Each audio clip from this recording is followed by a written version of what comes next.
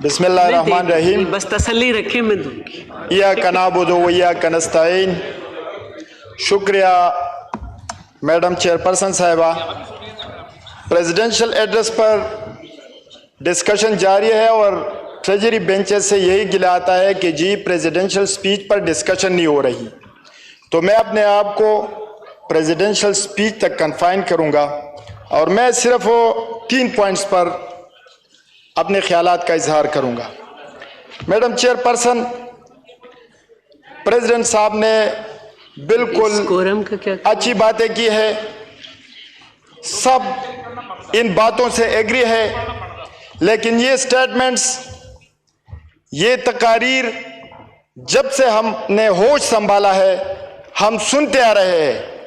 मैं सिर्फ 3 पॉइंट्स पर फोकस करूंगा।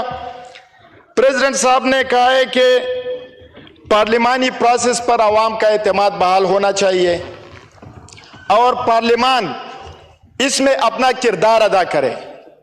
मैडम चेयरपर्सन, जब पॉलिटिकल पार्टी से ज्यादा एस्टेब्लिशमेंट सियासत करे, जब सियासी वर्कर से ज्यादा सरकारी अफसर सियासत में मुलव्विस हो, जब एक सियासी पार्टी के वजूद को खत्म करने के लिए पूरी रियासती मशीनरी का इस्तेमाल हो, जब एक पार्टी के महबूब लीडर 25 करोड़ अवाम के लीडर जनाब इमरान खान पर कातिलाना हमला हो और एक ऐसी रियासत जिसमें साबिक प्राइम मिनिस्टर अपनी FIR दर्ज न कर सके, पाकिस्तान तहरीक इंसाफ उसको दीवार से लगाया जाए, उसको तोड़ने की साजिश की जाए, उससे इंतखाबी निशान छीन लिया जाए, उसके वर्कर्स और लीडर्स पर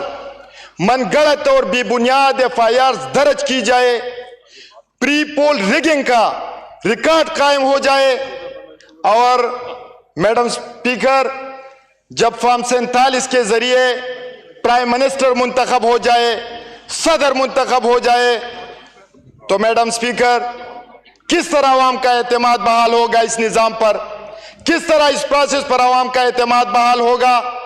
मैडम स्पीकर, एतमाद तब बहाल होगा इस पार्लिमानी प्रोसेस पर आवाम का जब ये पार्लिमान सुप्रीम हो, जब यहां कानून की हुक्मरानी हो, जब यहां आईन की बालादस्ती हो, जब ये पार्लिमान आवाम की उमंगों का तर्जुमान हो, जब ऐसा ऐवान, ऐसा हुकूमत जिसको अपना वजीर दाखिला, वजीर खजाना मुंतखब करने का इख्तियार न हो, तो मैं आपसे पूछना चाहता हूं, आवाम का एतमाद बहाल होगा इस पार्लिमानी प्रोसेस पर?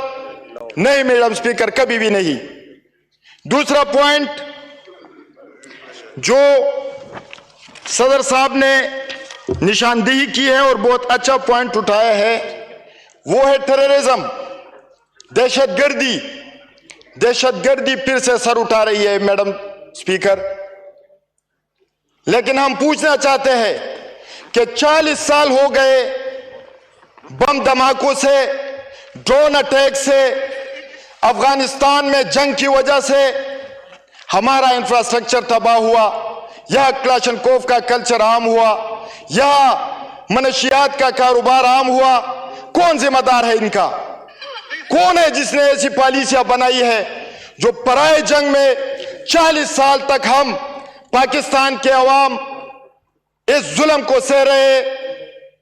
कहां गया वो स्ट्रेटेजिक डेप्थ की पॉलिसी?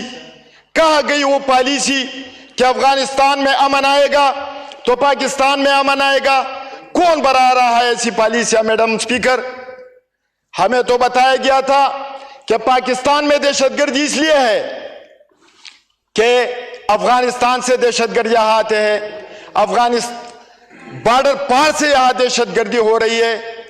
तो मैडम स्पीकर, अभी तो बॉर्डर पर बाड़ लगाया गया है, अरबों रुपए इस पर खर्च हो गए हैं। इसके अलावा हमें बताया गया था कि इंडिया ने, जो पाकिस्तान का दुश्मन है, उसने वहां 29 कौंसलेट बना रखे हैं, वहां प्रो इंडियन गवर्नमेंट है, अभी तो प्रो पाकिस्तान गवर्नमेंट है, अभी तो तालिबान की गवर्नमेंट है। پھر یہاں کیوں دہشت گردی ہو رہی ہے, پھر یہاں کیوں ڈرون اٹیکس ہو رہے ہیں. میڈم سپیکر, یہ ہماری پالیسیاں ہے, مسئلہ ہمارا انٹرنل ہے. یہاں جو پالیسیاں بنائی جاتی ہے وہ پاکستان کے عوام کی عکاسی نہیں کرتے, وہ اس پارلیمان میں نہیں بنائی جاتی, وہ کسی اور جگہ بنائی جاتی ہے. اس لیے ہمارا یہی حال ہے کہ دہشت گردی ختم ہونے کا نام نہیں لیتا. اور دوسرا اہم مسئلہ ہمارے ڈبل سٹینڈرڈز ہے. میڈم, ہمارے ڈبل سٹینڈرڈز ہے. ایک طرف جب 9 مئی کا واقعہ ہو جاتا ہے تو 11,000 کارکنوں کو پکڑا جاتا ہے. وہاں پاکستانیوں پر جو سب سے مقبول جماعت ہے پاکستان تحریک انصاف, اس کے خلاف گیرہ تنگ کیا جاتا ہے. اور بریکنگ نیوز آتا ہے کہ جی کور کمانڈر ہاؤس سے جو مور چوری ہو گیا تھا اس کے ملزم جو ہے, اس کے مجرم جو ہے وہ پکڑے گئے. ہم سوال پوچھنا چاہتے ہیں, کیا ریحان زیب شہید جو ہمارا ایک سیاسی کارکن تھا باجوڑ میں, دن دہاڑے اس کا قتل ہوا, کیا اس کے قاتل گرفتار ہوئے؟ ہم پوچھنا چاہتے ہیں کہ دن دہاڑے لوگ اغوا ہو جاتے ہیں, اسلام آباد سے دوسری جگہوں سے مسنگ ہو رہے ہیں, کیا ان کا کوئی پتہ چلتا ہے؟ کون ہے اس ناکامی کا ذمہ دار؟ میڈم سپیکر, 2 سال ہو گئے میرے حلقے کے ایک سکول ٹیچر رئیس احمد, 2 سال ہو گئے وہ لاپتہ ہے, ابھی تک اس کا کوئی پتہ نہیں چلا. اس رمضان میں میرے حلقے کے ایک اور سیاسی کارکن عرفان اللہ نام ہے اس کا, اس کو بحریہ ٹاؤن سے اٹھایا گیا ہے کارواش سے, لیکن ابھی تک اس کا پتہ نہیں چلا.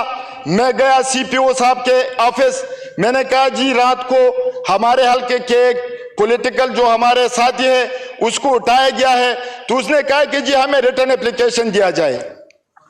2 مہینے ہو گئے میڈم سپیکر, اس کا ابھی تک پتہ نہیں چلا. کون ذمہ دار ہے اس کا؟ لہٰذا میڈم سپیکر, ان واقعات کی روک تھام ہونی چاہیے. ابھی بات ہو رہی تھی کہ جی سندھ میں امن و امان ہے, سندھ میں جی امن ہے, اور پاکستان پیپلز پارٹی کی حکومت نے وہاں ایسے اقدامات کیے ہیں کہ جی پتہ نہیں سندھ کو جنت کا نظارہ بنا کر پیش کیا گیا. تو میں پوچھنا چاہتا ہوں, کچے کے ڈاکوؤں نے پورے پاکستان کو ارغمال بنا رکھا ہے, کچے کے ڈاکوؤں نے پورے سندھ کو ارغمال بنا رکھا ہے. 3 مہینے پہلے میرے حلقے 2 سال پہلے میرے حلقے سے 2 بندوں کو کچے کے ڈاکو نے اغوا کیا تھا. 3 مہینے پہلے لور دیر سے ایک معزز شخص کو وہاں اغوا کیا گیا تھا, اور پھر تاوان دے کر 5 کروڑ 2 کروڑ 50 لاکھ روپے دے کر اس کی رہائی ہوئی. میڈم افسوس کی بات یہ ہے کہ وہ سوشل میڈیا پر ویڈیوز وائرل کرتے ہیں, وہ اوپنلی آتے ہیں, ان کے پاس اسلحہ ہوتا ہے. ہمارا جب ایک پوسٹ ہو جاتا ہے ایک سیاسی کارکن کا تو رات کو لاپتہ ہو جاتا ہے. سندھ کے ڈاکو اظہر مشوانی اور اس کے بھائی, اس کے علاوہ اور ہمارے جو سوشل میڈیا ایکٹیوسٹ ہیں ان کو تو اغوا کیا جاتا ہے, لاپتہ کیا جاتا ہے.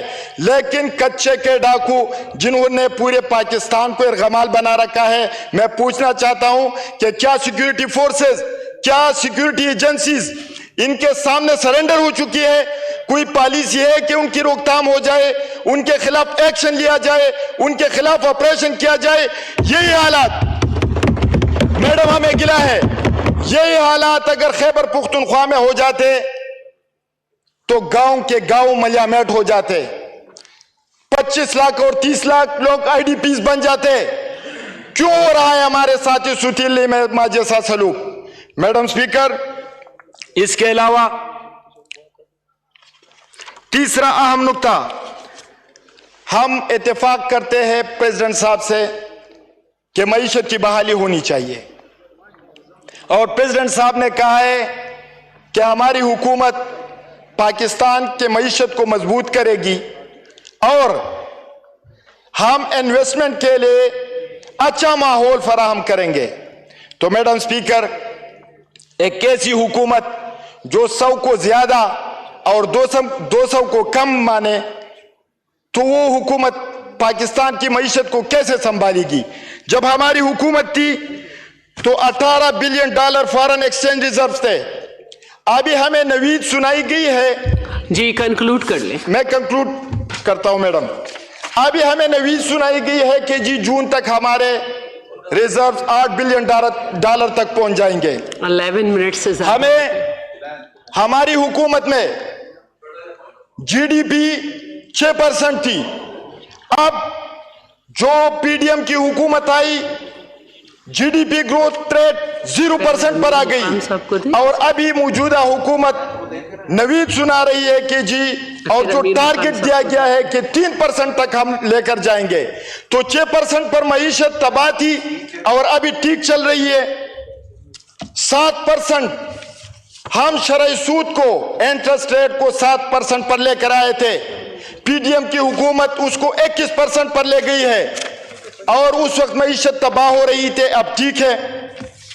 12% इन्फ्लेशन था, बावजूद इसके कि कोविड की वजह से पूरी दुनिया में इकोनॉमिक स्लोडाउन की वजह से पूरे दुनिया में रिसेशन था, उस वक्त हमारी मईशत ग्रो कर रही थी। डॉलर 170 रुपए पर था, आज 272 पे है। पेट्रोल की कीमत उस वक्त 150 थी, आज 270 है। बिजली की कीमत फी यूनिट हम 16 पर छोड़कर गए थे, अभी 65 पर चली गई है। और मैडम सबसे अहम बात, वाइंड अप कर दे। सबसे अहम बात प्रेसिडेंट साहब ने कहा है कि जी हम अच्छा माहौल इन्वेस्टर्स को फराहम करेंगे। तो बदकिस्मती है कि हम दुनिया में घूमते हैं, लोगों को कायल करते हैं कि आप आए और पाकिस्तान में इन्वेस्ट करें, और हम खुद अपनी दुबई में, फॉरेन ममालिक में जो हमारी प्रॉपर्टीज है, दुबई लीग्स, वो आप सबके सामने है। तो किस तरह कायल करेंगे हम दुनिया को कि वो यहाँ इन्वेस्टमेंट लेकर आए, जब हम खुद अपनी इन्वेस्टमेंट वहां लेकर जा रहे हैं। बड़ी बदकिस्मती है मैडम। मैं कंक्लूड करना चाहता हूं, आखिरी बात, मैडम चेयरपर्सन, हम मोहब्बे वतन लोग हैं, हम गद्दार नहीं है, हम बागी नहीं है, हम रियासत के बागी नहीं है। हाँ जरूर हम इस सिस्टम के बागी है, हम इस निजाम के बागी है। और एक बात जो मैं रिकॉर्ड पर लाना चाहता हूं, मैं बजाते खुद उस लेगेसी का वारिस हूं। जब 1971 में ऐलान हुआ, 3 मार्च को ढाका में इजलास बुलाया गया कौमी असम्बली का, और यहां मगरबी पाकिस्तान में यह ऐलान हुआ कि कोई ढाका नहीं जाएगा, अगर कोई ढाका गया तो हम उसकी टांगे तोड़ देंगे। मैं उस लेगेसी का वारिस हूं। मेरे वालिद साहब साहबजादा सफीउल्लाह मरहूम, जो इस ऐवान के रुकन थे उस वक्त, वो उन अशखास में शामिल थे जिसमें मौलाना मुफ्ती महमूद साहब थे, जिसमें खान अब्दुल वली खान साहब थे, और बहुत से मोहब्बे वतन पाकिस्तानी जो इस पाकिस्तान को मुत्तहिद रखना चाहते थे, जो इस पाकिस्तान को यूनाइट करना चाहते थे, वो वहां गए और उस वक्त उन्होंने पाकिस्तान को मुत्तहिद रखने की कोशिश की थी। मैडम आखिरी बात, अगर हमने पाकिस्तान को आगे लेकर जाना है, अगर हमने पाकिस्तान की मईशत को मजबूत करना है, अगर हमने पाकिस्तान की आवाम को खुशहाल करना है, अगर हमने पाकिस्तान को इंटरनेशनल कम्युनिटी में एक बावकार मुकाम दिलाना है, मैं ये धमकी नहीं दे रहा, न मैं वार्निंग दे रहा हूं, मैं ग्राउंड रियलिटीज बता रहा हूं। नहीं, लेकिन टाइम तो सबके लिए बराबर है ना। हाँ ठीक है, माइक ऑन कर। सिर्फ 1 मिनट, मैं ग्राउंड रियलिटीज बता रहा हूं। इन हालात में जब रूल ऑफ लॉ नहीं है, कानून की हुक्मरानी नहीं है, एक सियासी जुमात और उसके कायद पर जुल्म हो रहे हैं, पाकिस्तान के नौजवान का और पाकिस्तान के अवाम का रियासत पर से एतमाद उठ रहा है। Thank you. मेरी दरखास्त है मैडम, मेरी दरखास्त है, कायद इनकलाब जनाब इमरान खान को रिहा किया जाए। Thank you. फुलैन बलोच साहब, बस थैंक यू। फुलैन बलोच साहब बस बैठ जाएं, आपने बहुत टाइम ले लिया। फुलैन बलोच साहब जी, फुलैन बलोच साहब का माइक ऑन कर दें।